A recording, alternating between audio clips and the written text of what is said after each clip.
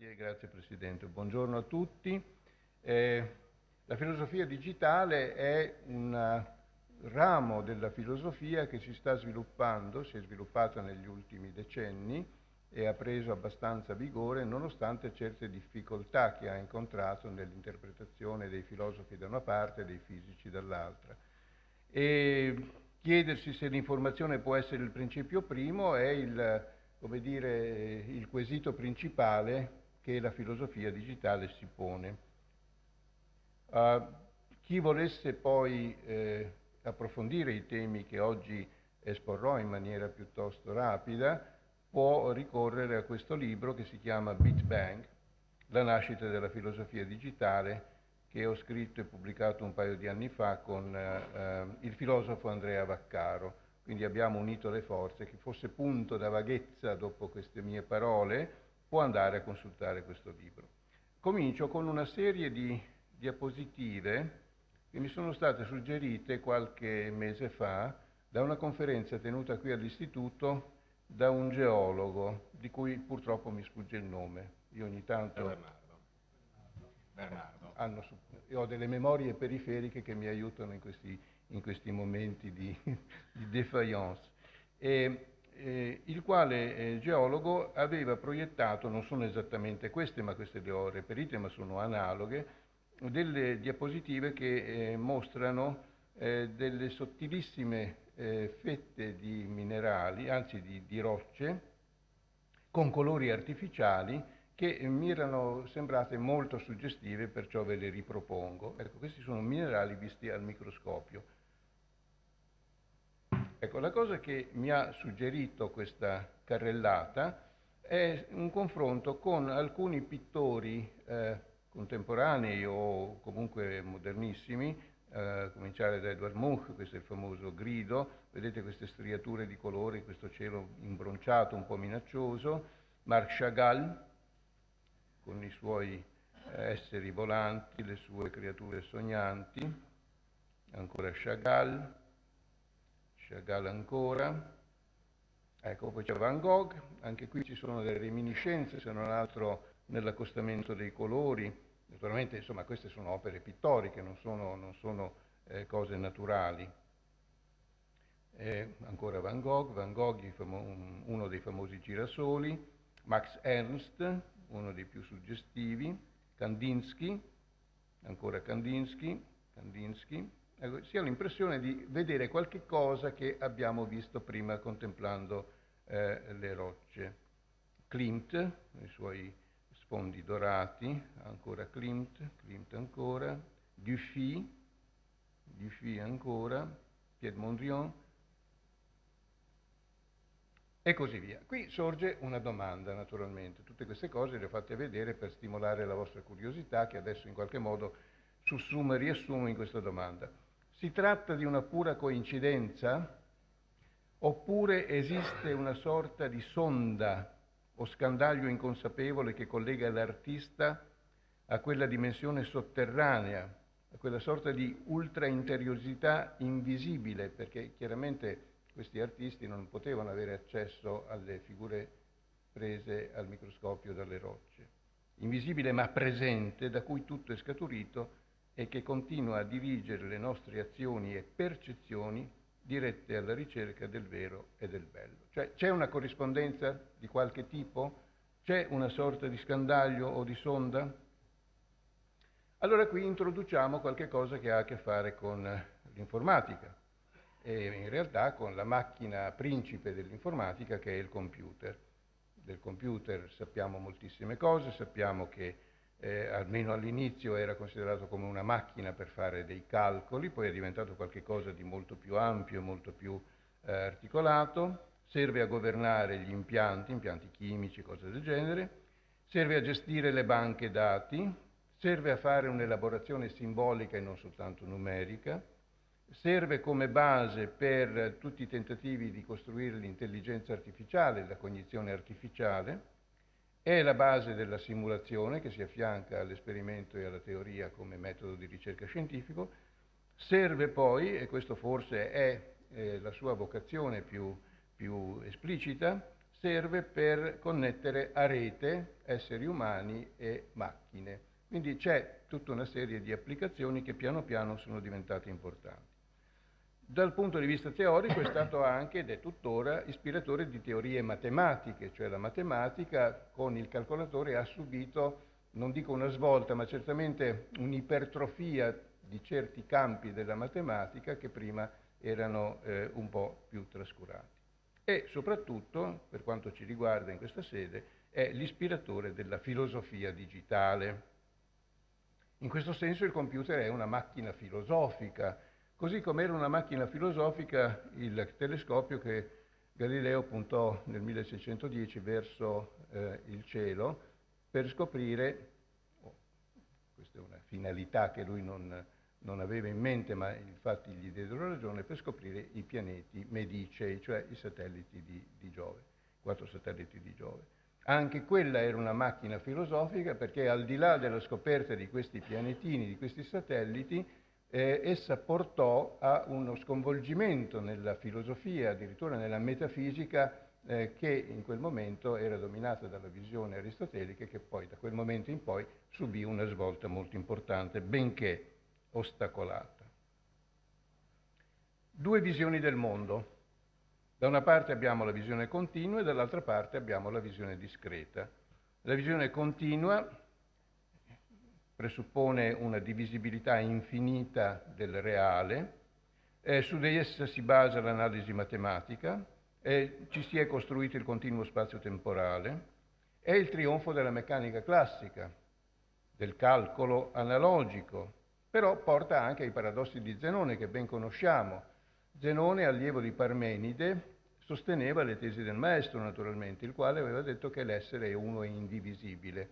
I nemici di Parmenide dicevano no, l'uno sì, sarà anche indivisibile, però noi lo possiamo dividere, se non altro concettualmente. Allora, contro questa indefinita divisibilità dell'uno, Zenone coniò i suoi paradossi, Achille la tartaruga, la freccia che non raggiunge mai il bersaglio, eccetera, eccetera, eccetera, per dimostrare che il maestro aveva ragione e che quindi non c'è questa possibilità di dividere indefinitamente il reale. Inoltre, una delle conseguenze della visione continua è l'impossibilità di afferrare i numeri reali irrazionali. Chi ha un minimo di familiarità con la matematica sa che la definizione di numero reale è una definizione piuttosto laboriosa, viene definita come l'elemento di separazione di classi contigue di numeri razionali, eccetera, eccetera, per cui è talmente laboriosa e in qualche modo anche astrusa questa definizione che uno si domanda se questi numeri reali siano davvero reali e alcuni hanno argomentato che non c'è più nulla di più irreale di un numero reale. Ma qui insomma si entrerebbe un pochino nel campo appunto della filosofia della matematica. Dall'altra parte abbiamo la visione discreta che è alla base della meccanica quantistica ed è stata fomentata dalla meccanica quantistica dove naturalmente le quantità sono discretizzate. L'algebra è un ramo della matematica che ha a che fare col discreto, il calcolo digitale che è stato appunto molto potenziato dal computer fa parte della visione discreta e insieme con le procedure, gli algoritmi, le risorse di calcolo, cioè il computer ha dato un impulso enorme alla visione discreta mettendo nel conto della matematica non soltanto diciamo, i risultati, i grandi teoremi di esistenza e unicità che i matematici tradizionali hanno sempre privilegiato, ma anche diciamo, il modo, il tempo e la fatica che si compie per arrivare alla dimostrazione di certi teoremi.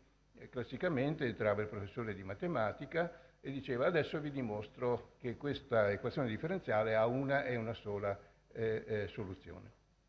Alla fine della dimostrazione si alzava uno dall'ultimo banco e diceva scusi ma ci può dare questa soluzione? No, dice, questo non si può perché è una cosa troppo complicata. Oggi invece con il computer si tenta, e spesso ci si riesce, si tenta di trovare effettivamente questa soluzione, cioè a dire si usano delle procedure, degli algoritmi, delle risorse di calcolo, del tempo macchina e quindi anche del denaro per arrivare a queste soluzioni. È una visione abbastanza diversa da quella tradizionale.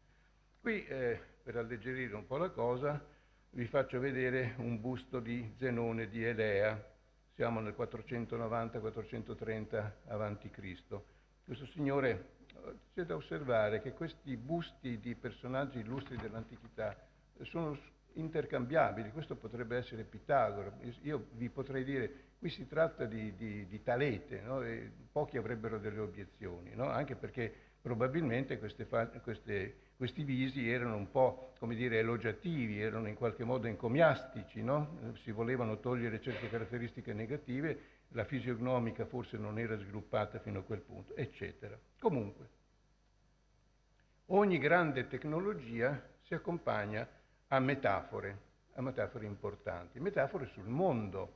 Per esempio, quando in secoli passati si inventarono gli orologi di precisione che erano importantissimi per la navigazione, per determinare la longitudine, la latitudine si determina abbastanza facilmente con l'uso dell'ombra, del sole, dell'altezza trigonometrica, eccetera, eccetera, ma la longitudine era piuttosto difficile, occorrevano degli orologi di precisione.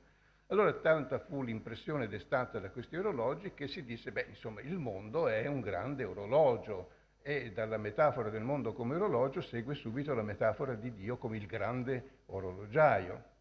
Poi naturalmente la tecnologia si sviluppa, cambia la sua concentrazione su altre macchine, centralino telefonico, allora tutto il mondo è una specie di standard di commutazione dove ci sono queste solerti impiegate del telefono che mettono gli spinotti, eccetera, eccetera. Il calcolatore digitale è l'ultima delle tecnologie che hanno dato luogo a questa visione metafisica del mondo, che appunto è la filosofia digitale.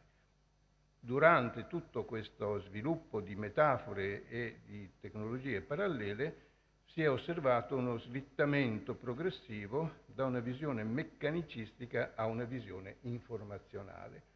Nel senso che mentre un tempo, ma ancora oggi, molti sostengono una visione meccanicistica del mondo, il mondo come grande macchina in senso tradizionale, dalla scoperta dell'informazione o dalla riscoperta dell'informazione in poi si è slittati verso una visione di carattere più informazionale. Quello che conta oggi è l'informazione e siamo circondati da informazione, anzi siamo soffocati dall'informazione. Allora, detto che il computer in qualche modo suggerisce questa visione informazionale del mondo, si pone un problema analogo a quello che ho posto dopo aver visto le rocce e i quadri. E il problema è: il computer svela davvero la natura profonda delle cose, cioè ci dà una visione metafisica giustificata, ci assicura cioè che tutto è informazione, computazione, algoritmo? È insomma una sonda che pesca nell'inconscio, mi è piaciuta questa immagine dell'inconscio del mondo, rivelandolo, oppure si tratta di una metafora, di una potente suggestione che ci sussurra che l'universo non è continuo ma discreto e magari ci inganna. Cioè dobbiamo sempre distinguere il noumeno dal fenomeno, cioè quello che noi in qualche modo ci immaginiamo del mondo non è detto, o teorizziamo sul mondo, non è detto che corrisponda a una sorta di, tra virgolette, verità del mondo, una verità intrinseca del mondo. Noi costruiamo dei modelli e come diceva Bohr, la fisica non parla del mondo, ma parla di ciò che noi possiamo dire del mondo, che sono due cose piuttosto diverse. Allora, fin da molti secoli avanti Cristo, in quel territorio che era la Grecia con le sue propaggini della Magna Grecia da una parte e dell'Asia Minore dall'altra, fu in voga una domanda filosofica per eccellenza. Qual è il principio di tutte le cose? Notate che questa domanda presuppone una raffinatezza di riflessione non comune, perché di fronte a tutti i fenomeni, a tutti gli eventi così in qualche modo disordinati, pletorici, sgangherati che ci sono nel mondo colori, suoni, eccetera, eccetera, porsi la domanda: c'è qualche cosa che unifica in qualche modo tutti questi fenomeni così disparati, così eterogenei? Beh, insomma, è una domanda importante. E Talete, ecco Talete, poteva essere lui Zenone, no? Beh, comunque lui è Talete, identifichiamo come Talete. E Talete rispose: l'acqua. Come l'acqua? Dice sì, l'acqua è il principio di tutte le cose. Forse gli suggerì questa risposta il fatto che l'acqua si presenta in tre stati, liquido, solido e gassoso, forse il fatto che l'acqua è una componente essenziale di piante, animali, il nostro corpo è fatto per una percentuale altissima di acqua, eccetera, eccetera. Però, insomma, non era una cosa del tutto balorda, non era una risposta data a capocchia, era una risposta meditata. Naturalmente è chiaro che era una risposta che ha i suoi limiti. Altri filosofi, cioè altri pensatori del periodo più o meno di Talete nel VII secolo o posteriori, scelsero altri principi, altre archè. Il principio primo era l'archè, l'aria, il fuoco, l'apeiron, eccetera, eccetera. Parmenide, ho detto prima, è l'essere con una sorta di tautologia metafisica, l'essere è, che poi è diventata una tautologia di carattere logico, quindi scadendo dalla metafisica all'epistemologia. Talete l'abbiamo già visto. Allora, questa ricerca dell'archè, che è cominciata per quanto riguarda l'Occidente, almeno nel VII secolo a.C., non è mai cessata. E anche oggi i fisici cercano di individuare la natura fondamentale della realtà. Cercano, per esempio, la teoria del tutto, cercano la grande unificazione tra le forze fondamentali dell'universo. Si tratta probabilmente di un'esigenza psicologica e cognitiva che ci spinge a cercare una semplicità soggiacente dove invece in superficie vediamo una grande complicatezza. Può darsi che ci sia questo bisogno di semplificare. Del resto noi nasciamo e veniamo scaramentati in un mondo piuttosto turbolento, pieno di colori. Vedete il barbaglio del sole che si riflette sull'acqua del canale e che viene riflesso su... Ecco, lì il mondo è fatto un po' così, c'è questo aspetto caotico. Ebbene, noi cerchiamo, per vivere meglio, cerchiamo di costruirci un mondo a nostra misura, un mondo semplificato, un mondo che in qualche modo sia dominabile dal nostro intelletto, ma anche dalla nostra tecnica, dalla nostra quotidianità. Ora, questa ricerca, come dicevo, è passata dagli aspetti più meccanicistici, basati sull'energia e la materia, a una visione più informazionale. E da quando si è scoperta l'informazione, parlo della prima metà del Novecento sostanzialmente, tutto ha cambiato aspetto. E da una parte c'è stata la teoria dell'informazione, dall'altra parte ci sono state invece le tecniche o la tecnologia dell'informazione, che sono due cose che si sorreggono a vicenda ma sono abbastanza indipendenti. Allora, da quando si è scoperta l'informazione, tutto ha cambiato aspetto e anche i fisici hanno cominciato a parlare di universo informato. Una grande novità per i fisici, perché i fisici hanno sempre parlato di energia e di materia. Quindi si parla di universo informato, si parla di relazioni, di trasmissione dell'informazione e così via, cioè concetti piuttosto nuovi, inediti. Allora, in questa ricerca dell'archè si è costituita una sorta di triade: informazione, materia, energia. E alcuni, i più, come dire, radicali, individuano l'archè nell'informazione, dicendo dall'informazione scaturiscono anche materia ed energia. Dice John Archibald, mi piace molto dire Archibald perché dà questo senso britannico, no? In realtà lui era americano. John Archibald Wheeler, eccolo qua. Qui abbiamo un ritratto fotografico, quindi è meno soggetto alle variazioni d'umore dell'artista, se vogliamo. E questo signore dall'aria mite è stato uno dei grandi fisici del Novecento. Dice, più rifletto sul mistero dei quanti e sulla nostra singolare capacità di comprendere il mondo in cui viviamo, cosa che stupiva anche Einstein, più mi persuado che la logica e l'informazione possono avere un ruolo basilare nelle fondamenta della teoria fisica. Questa è un'affermazione molto ardita, molto audace. E lui conia addirittura uno slogan, it from bit, la materia dall'informazione. It, la materia, from bit, bit è l'unità convenzionale di informazione, la materia deriva dall'informazione. Una tesi che ha un po' dello scandaloso. Eccolo qua, questo signore sorridente, apparentemente mite, però capace di queste affermazioni dirompenti. E dice, Wheeler, il tempo che ho dedicato alla fisica durante la mia vita mi appare diviso in 3 periodi.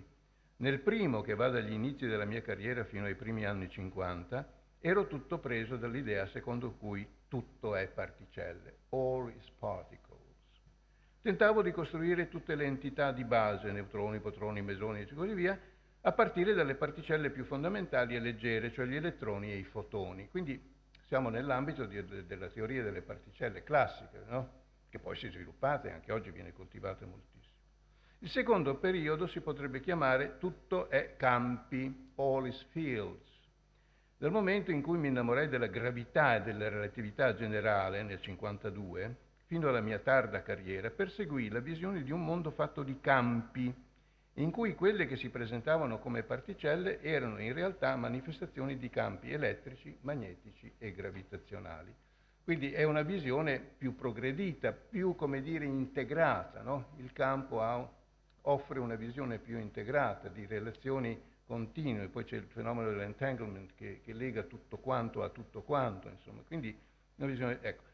Ora sono tutto preso da una nuova visione, tutto è informazione, all is information, e l'abbiamo detto prima, e continuo a cercare. Feynman. Feynman è stato uno dei grandi fisici del Novecento, premio Nobel tra l'altro, il quale Feynman fa un'osservazione molto interessante. Dice, mi lascia sempre perplesso il fatto che secondo le leggi della fisica, come le comprendiamo oggi, sia necessaria una macchina calcolatrice e un numero infinito di operazioni logiche per individuare ciò che accade in una regione dello spazio o in un intervallo di tempo piccoli a piacere. Così ho fatto spesso l'ipotesi che alla fine la fisica non avrà più bisogno di un'enunciazione matematica e si scoprirà che le sue leggi sono semplici come una scacchiera di automi cellulari. L'automa cellulare tornerà poi in seguito. Poi, però, prudentemente dice, si tratta tuttavia di una speculazione come un'altra. Quindi non è detto che questa sia la verità, però è una possibilità che io sto contemplando, che mi sto rivolgendo nella mente. La cosa è interessante perché si mette a confronto ciò che accade in una parte, per quanto piccola, dell'universo, o nell'universo in generale, cosa che accade, quello che accade in qualche modo così, wie der Vogel singt, come canta l'uccello, in modo naturale, senza nessun problema di calcolo, di computazione, eccetera, con la fatica enorme che fanno gli esseri umani per trasformare ciò che accade così, in modo così naturale, così felice, in una visione teoretica. Allora dice, ma come mai noi ci mettiamo tanta fatica e tanto impegno a costruire le equazioni di questa evoluzione, di questo modo di comportarsi del mondo rispetto alla facilità con cui il mondo in effetti si comporta? E allora dice, prima o poi noi arriveremo a una visione in cui tutto questo apparato, questo ambaradan matematico non sarà più necessario e noi vedremo come direttamente in qualche modo ciò che accade nel mondo. Eccolo qua questo signore Feynman, vedete dal suo aspetto scanzonato che era un tipo molto singolare, no? Si raccontano molti aneddoti di Feynman. Intanto lui affermava spesso e volentieri che in realtà nessuno capisce la meccanica quantistica, e se lo diceva lui che era uno dei padri, non i primi padri, non i padri fondatori, però uno che ha lavorato molto in meccanica quantistica, c'è da fidarsi. Quindi se qualcuno di voi alle prese con la meccanica quantistica dice qua non si capisce niente, insomma non si deve scoraggiare. Poi un giorno fece una conferenza pubblica sulla meccanica quantistica davanti a un uditorio generico e alla fine disse, avete capito? E tutti sì, allora non mi sono spiegato. Questo era Feynman. Un altro personaggio interessante è Konrad Zuse tedesco, il quale scrisse un libro molto interessante intitolato Der rechnende Raum, lo spazio computante, in cui tra l'altro afferma l'inspiegabile ma evidente corrispondenza tra il comportamento delle particelle digitali, cioè i bit, no? Le unità informazionali, e quello delle particelle subatomiche. La quantizzazione sempre più convalidata delle grandezze fisiche, con il conseguente abbandono del dogma del continuum in natura, questa è una transizione importantissima, la progressiva coincidenza nella terminologia e nei concetti della teoria dell'informazione e della fisica, il ruolo degli automi cellulari, che sono già in grado di risolvere equazioni differenziali nell'esplorazione dell'universo, tutto ciò mi persuade che in fondo ci sia l'informazione, dice Zuse.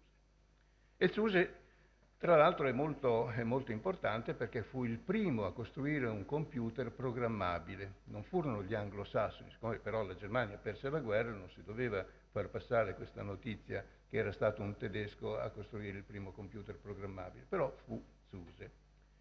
Nel 1981 all'MIT fu tenuto un convegno molto importante dedicato a fisica e computazione. E alla fine del convegno, cui partecipò tra l'altro anche Feynman, erano tutti piuttosto convinti che l'asserzione, virgolette, il cosmo è un grande computer, guardate la metafora, ma questa asserzione non è più metaforica, non fosse da intendere come una semplice metafora, bensì come un valido strumento euristico. Quindi nell'81 ci fu una prima grandissima svolta pubblica, in cui molti scienziati, tra cui fisici validissimi, cominciarono a persuadersi che nel dire il cosmo, l'universo è un computer, ci fosse qualcosa di più che una semplice metafora. Eccolo qua, Konrad Zuse. Ricordate benissimo che Galileo parlò del libro della natura. Perché? C'è tutta una tradizione che accanto ai principi materiali di filosofi ilozoisti, quelli che facevano vivere la natura in qualche modo, no? Quindi Talete, Anassimene, Anassimandro, Eraclito, Eraclito, che sia, eccetera, eccetera, ci furono altri filosofi che presero come archè, come principio primo, dei principi immateriali. Per esempio Pitagora, il più noto tra questi, prese come principio il numero. Il numero non si può dire che sia un'entità materiale, è un'entità che ha una sua esistenza, naturalmente da distinguersi dall'esistenza dell'acqua, del fuoco, della terra e dell'aria, ma è più vicino, diciamo, all'astrazione che alla concretezza, o all'astrattezza che alla concretezza. Seguendo questo percorso, facendo un balzo di molti secoli, nel Seicento Galileo affermò che il libro della natura è scritto in caratteri matematici, che lui identificava con i cerchi, i triangoli, cioè queste figure geometriche molto elementari. Naturalmente un'affermazione come dire il libro della natura è scritto in caratteri matematici richiede delle precisazioni che dipendono dal tempo. Oggi potremmo ancora sostenere che il libro della natura è scritto in caratteri matematici. C'è uno dei grandi problemi filosofici, ma non solo filosofici, che si pongono, è quale sia il rapporto tra la matematica e la fisica. Perché la matematica è così capace di interpretare e rappresentare i fenomeni fisici? È un problema ancora molto aperto. Nel 1960 Eugene Wigner, un fisico americano di origine ungherese, scrisse un articolo molto interessante intitolato The Unreasonable Effectiveness of Mathematics in the Natural Sciences, l'efficacia, l'irragionevole efficacia della matematica nelle scienze naturali. Per dire che questa efficacia della matematica non è scontata, ha qualche cosa di irragionevole, però c'è in qualche modo. E allora dire che la natura è fatta di triangoli, cerchi, eccetera, sì, è una cosa che oggi consideriamo un po' ingenua, perché nel frattempo abbiamo scoperto strutture matematiche molto più raffinate. Abbiamo scoperto tra l'altro i frattali, che sembrano essere una delle geometrie che rappresentano la natura meglio di certe geometrie precedenti. Quindi è un'affermazione che può essere resa valida con correzioni successive nel corso della storia. Oggi la filosofia digitale indica nel bit il principio di tutte le cose. Quindi anche il bit è una cosa un po' astratta, no? Come il numero, come il cerchio, eccetera. Però la differenza, questo è Galileo già sofferente per i colpi dell'Inquisizione, però la differenza tra Pitagora col suo numero e Galileo con i suoi cerchi e triangoli è che mentre queste visioni precedenti erano statiche, la filosofia digitale adotta una visione dinamica, animata dalla computazione. La realtà ultima è sede di una computazione incessante, cioè dire tutto nell'universo brulica di computazione. E si vede come la presenza del computer abbia dato una spinta essenziale, abbia dato un'indicazione fortissima verso la realtà così come è concepita dalla filosofia digitale.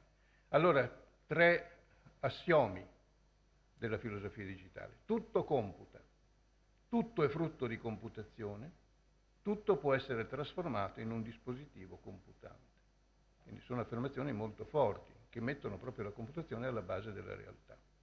E ci sono dei paradigmi, paradigma pancomputazionale, che in qualche modo sostanziano questa visione fondamentale. C'è una versione forte, la versione ontologica, cioè così come stanno le cose. Tutti i processi sono processi computazionali. L'universo è un computer che costerà moltissimo naturalmente, però questa è la visione. Poi c'è la versione debole, epistemologica, cioè non la realtà, ma così come noi concepiamo la realtà. Tutti i processi possono essere descritti come processi computazionali. Non è che siano processi computazionali, ma possono essere descritti. E poi c'è la versione metaforica, che è la più debole di tutti. Tutti i processi possono essere descritti come se fossero processi computazionali. Il filosofo guida della filosofia digitale è Leibniz, il quale, grandissimo filosofo e insigne matematico. Vi ricordate che ci fu la grande diatriba tra Leibniz e Newton, chi avesse in qualche modo fondato il calcolo differenziale, insomma la palma va un po' a tutti e due, non ricordo esattamente chi prima e chi dopo, però indipendentemente l'uno dall'altro, e questo per dirvi quanto grande matematico fosse Leibniz. Leibniz fondò il calcolo binario, per esempio, no? Fu il primo a dire 0 e 1 sono sufficienti per rappresentare le grandezze. Formulò la teoria del migliore dei mondi possibili. Questa è una cosa molto interessante, che lui identificò come il più semplice quanto a ipotesi e il più ricco quanto a fenomeni. Per esempio, nelle teorie matematiche è interessante vedere come ci siano pochi assiomi e sperabilmente una grande messe di teoremi. Avere molti assiomi e pochi teoremi sarebbe incongruo, non sarebbe una teoria matematica molto apprezzata. È interessante anche come del genoma, insomma, che in definitiva è più o meno costante nel mondo, c'è un solo DNA nella nostra Terra, derivino tantissime forme fenomeniche, no? I frattali hanno regole di formazione semplicissime, eppure danno luogo a una fioritura di forme che è spettacolare. Gli stormi di uccelli, no? Ci sono pochissime regole, no? Una certa distanza tra i componenti, non c'è un direttore centrale, ma questi stormi si muovono in maniera coordinata e hanno dei comportamenti estremamente interessanti. Gli automi cellulari, che vedremo fra un po', pochissime regole fondamentali, però una fioritura enorme di forme. Dove agisce allora il rasoio di Occam, no? Quell'odioso strumento di barbitonsore inventato da questo monaco scozzese, il quale diceva entia non sunt multiplicanda preter necessitatem, no? Dice, ma il mondo è pieno di cose variate, cioè, lui avrebbe detto, se c'è l'olmo, perché avere anche il faggio? Via il faggio. Se c'è il rinoceronte come bestia grossa, via l'ippopotamo, via l'ippopotamo. Se c'è Pietro, via Paolo, e via... no, non è così che funziona nella natura. E quindi questa obiezione noi la possiamo fare a Occam quanto ai risultati, mentre è a livello delle ipotesi fondamentali che funziona il rasoio di Occam. Quelle devono essere poche, poi la fioritura invece avviene nel fenotipo. Eccolo qua, a quel tempo si usavano certi parrucconi, forse per tenersi caldi in tempi di inverno. Ecco, questi sono alcuni automi cellulari e in pratica l'automa cellulare fu messo in evidenza da John Conway, che nel 1970 inventa Life, che viene tradotto normalmente come il gioco della vita, che è basato su regole molto semplici. Per esempio si ha una scacchiera di dimensioni indefinite che si può allargare, oppure definite, e ci sono delle celle che vengono annerite e allora sono vive, e altre che rimangono bianche e allora sono morte. Questo, diciamo, con uno scatto dell'orologio succede che una cella che sia circondata da tante celle vive rimane viva, se è circondata da tante celle morte muore. Insomma, regole molto semplici di trasformazione. Semplici regole che però danno luogo a comportamenti, che vedete per esempio qui all'estrema destra, che sono abbastanza complicati. E questi sono tra l'altro automi cellulari semplicissimi, perché ci sono delle nature morte, dei blocchi, degli alveari, delle pagnotte, delle barche, degli oscillatori, dei lampeggiatori, dei rospi. Il rospo non mi ricordo come sia fatto, deve essere una creatura abbastanza interessante. Il faro, la pulsar, la nave spaziale, l'aliante, le navi spaziali leggere, eccetera, eccetera. Ci sono tutte queste forme che vengono suggerite dalla disposizione di queste celle. I grandi della filosofia digitale di oggi sono tre sostanzialmente. Edward Fredkin, che scrisse nel 90 una Digital Mechanics, quindi già il titolo ci porta a considerare quel ponte tra la meccanica e l'informazione di cui ho parlato, e lui dice molti oggetti e fenomeni che si credevano continui si sono rivelati discreti. La costituzione fine della materia, l'elettricità, le orbite elettroniche, eccetera. Secondo lui anche lo spazio e il tempo sono discreti. Questo è Fredkin, nato nel 1934. Vediamo il secondo punto. Lui dice: esistono tre grandi domande filosofiche. Che cos'è la vita?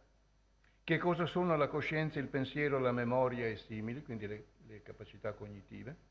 Come funziona l'universo? Queste, lui dice, sono le tre grandi domande della scienza. Il punto di vista informazionale le concerne tutte e tre e vorrebbe aggiungere, dà un'indicazione di soluzione per tutte e tre le domande. E da ultimo dice: non ha senso chiedere di che cosa è fatta l'informazione, perché essa è la cosa ultima, cioè il principio primo, no? Gli ultimi saranno i primi. Quindi... Questo è un altro signore molto importante nella filosofia digitale, Gregory Chaitin, che scrive: la portata filosofica del computer, in quanto esso non modifica solo la società, ma anche l'epistemologia e il significato del verbo capire. E poi, con una frase piuttosto oltranzista, dice: si capisce qualcosa solo se se ne sa scrivere il programma. Forse molti conflitti tra i coniugi sarebbero risolti se ciascuno potesse scrivere il programma dell'altro, no? E poi con una buona dose di come dire, baldanza, dice: tutto è numero e Dio è un matematico, quindi entriamo nella categoria delle metafore. Prima. Adesso, dopo di me, tutto è algoritmo e Dio è un programmatore, e lui tende a identificarsi un pochino con Dio. Prima c'era Galileo con la matematica, adesso c'è Chaitin con la computazione. C'è un ritorno alla filosofia presocratica. Questo è importante perché la filosofia negli ultimi decenni si era un po' sfilacciata. C'era la filosofia della lingua, del linguaggio, c'era la filosofia cognitiva, c'era la filosofia di questo. Lui dice: no, adesso parliamo proprio della filosofia come era ab origine, cioè è una filosofia delle basi, una filosofia metafisica, un'ontologia, non un'epistemologia. Rispunta gagliarda la metafisica, anche se certi filosofi sono contro le speculazioni ontologiche, questi del linguaggio, insomma questi filosofuccoli di provincia. I fisici cercano proprio la vera natura della realtà, dando ai fisici la patente di veri filosofi. E la teoria migliore è il programma più piccolo che riproduca i dati osservati. L'ultimo di cui voglio dirvi qualche cosa, è Stephen Wolfram, forse il più importante dei tre, il quale nel 2002 pubblica un libro intitolato A New Kind of Science, una scienza di nuovo tipo, addirittura di nuovo tipo, in cui sostiene che il computer può spingersi oltre la mente umana e concepire regole di funzionamento della natura diverse dalle regole matematiche tradizionali, usando i programmi semplici, che sono poi gli automi cellulari, si penetra senza sforzo il segreto per cui la natura produce tante forme stupende. Quindi alla base della sua visione del mondo ci sono questi automi cellulari semplici, di cui lui poi fa un'analisi completa, adesso non entriamo in particolare. Questo è il signor Wolfram è questo, il quale ha una giornata interessante perché si alza alle 4 del pomeriggio, sta un paio di ore con la famiglia, un paio di ore le dedica alla posta elettronica e ai suoi affari prosperi, perché lui ha inventato un programma di matematica che ha venduto migliaia e migliaia di copie, lui è diventato miliardario e questo gli dà agio di lavorare tutta la notte e di alzarsi, come vorrei fare sempre io, alle 10 del mattino e andare a vedere un pochino come stanno le cose. E comunque, no, scusate, alle 4 del pomeriggio, non alle 10 del mattino. Questo è l'automa cellulare numero 30, non entriamo in particolari, però la cosa interessante è che se si applicano le regole di questo automa continuamente su se stesse, si ottengono delle forme sempre diverse. Cioè non c'è mai una ripetizione di una forma precedente. E questa è una cosa stupefacente, è un automa semplicissimo. E lui dice che la matematica che conosciamo è una contingenza storica, bisogna cercare una matematica più ampia. Gli automi cellulari rispecchiano la natura e la dinamica della natura, la struttura e la dinamica della natura. E poi punta il dito contro il darwinismo. Dice sì, il darwinismo potrebbe essere una spiegazione, però io ve ne offro un'altra. Guardate per esempio, dice, questa conchiglia che normalmente se ne sta sul fondo del mare coperta dalla sabbia. Che ragione ci sarebbe perché sulla sua superficie ci fossero questi evidenti segni di automi cellulari? Perché questi sono segni di automi cellulari, almeno lui li interpreta come tali. E dice perché? Perché la natura funziona in base ad automi cellulari. E questo gli consente di fare una teoria alternativa al darwinismo che qualcuno forse qui potrebbe essere interessato a vedere più da vicino. Seth Lloyd dice il Big Bang, quando ci fu il Big Bang, ci fu anche un Bit Bang, cioè un'esplosione dell'informazione, perché prima del Big Bang non c'era assolutamente informazione. Dopo ci fu un proliferare immenso di informazioni. Eccolo qua, Seth Lloyd. Allora, citazioni esemplari. In principio era il bit. La terra con cui siamo stati plasmati è la computazione. Gli elementi ultimi non sono particelle materiali, ma unità computazionali di spazio-tempo. Allora, facciamo delle obiezioni per chiudere. L'ipotesi, dicono gli obiettori, del bit come unità fondamentale della realtà deve essere ancora verificata scientificamente, cioè non è che ci sia una prova. Come molte teorie filosofiche, specialmente le teorie metafisiche, non c'è una prova di laboratorio o una prova tipo teorema o una prova tipo simulazione E. E infatti i filosofi digitali ammettono, è vero, non c'è una verifica scientifica. L'ipotesi dell'informazione come fondamento della realtà è metafisica e non scienza. Beh, è un pezzo che la scienza si è separata dalla metafisica, no? E loro dicono, qui ritorniamo alla metafisica, quindi dimentichiamo la scienza. Allora rispondono, è vero, in parte. Filosofi digitali ammettono che la teoria contiene una componente metafisica, ma sostengono che essa presenta un alto tasso euristico ed esplicativo, affermazione vaga ma insomma impegnativa, nei confronti del mondo fisico. Del resto ogni teoria poggia su basi metafisiche. Questo inevitabilmente è vero. Anche chi dice io non ho una metafisica, vabbè, vuol dire che ha una cattiva metafisica.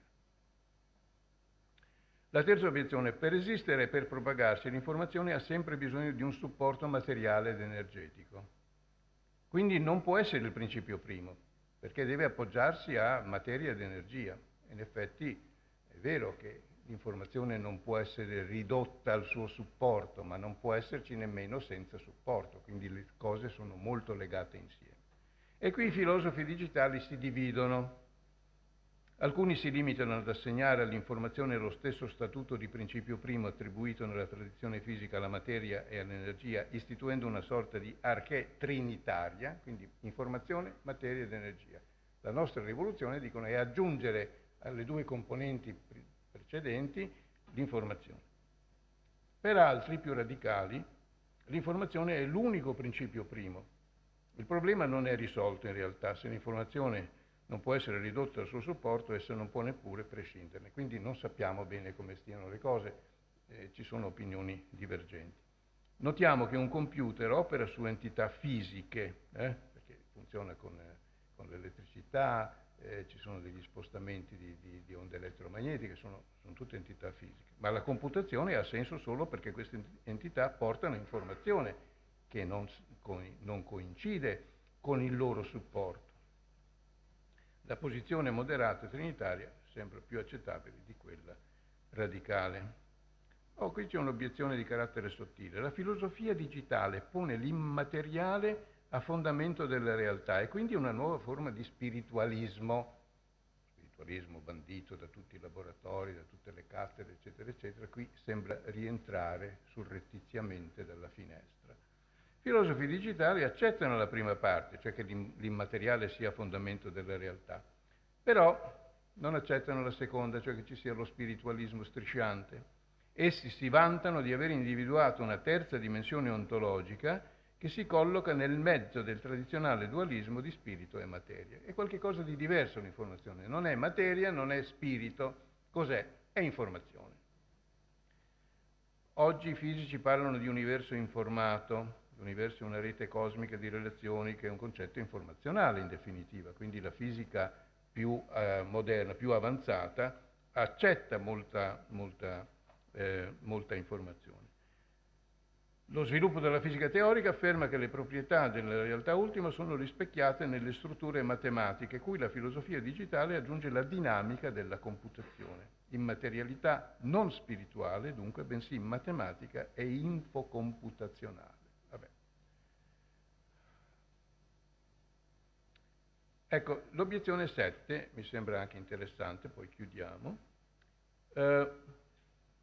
Dice la filosofia digitale implica che il mondo è solo una simulazione. No, dice il filosofo digitale, noi non viviamo dentro una simulazione, ma dentro una computazione. È una cosa diversa. Perché la simulazione presuppone che esista qualche cosa di cui questa realtà sarebbe una simulazione. L'universo invece non ha modelli da replicare, non è la simulazione di qualche cos'altro, È una computazione, cosa diversa dalla simulazione. Semplicemente l'universo esegue il suo programma e noi dobbiamo in qualche modo attaccarci a questo programma per riuscire a capire qualche cosa. Quanto alla simulazione è proprio la natura computante comune all'universo e al computer che consente di simulare, cioè riprodurre in quest'ultimo, cioè nel computer, un numero crescente di fenomeni dell'universo. È questa natura che ci fa scoprire, così pretendono i filosofi digitali, la natura vera dell'universo, ci fa scoprire il computer, che ci consente di fare questo parallelo e di usare il computer per riprodurre, simulandolo, questa volta sì, i fenomeni della realtà. Allora questo è il mio formidabile bassotto Alcibia, dove mi è defunto, e ogni volta che leggevo qualche cosa di filosofia digitale e guardavo lui che mi seguiva in questi studi, mi domandavo, ma anche tu sei il prodotto di un algoritmo oppure sei qualche cosa d'altro?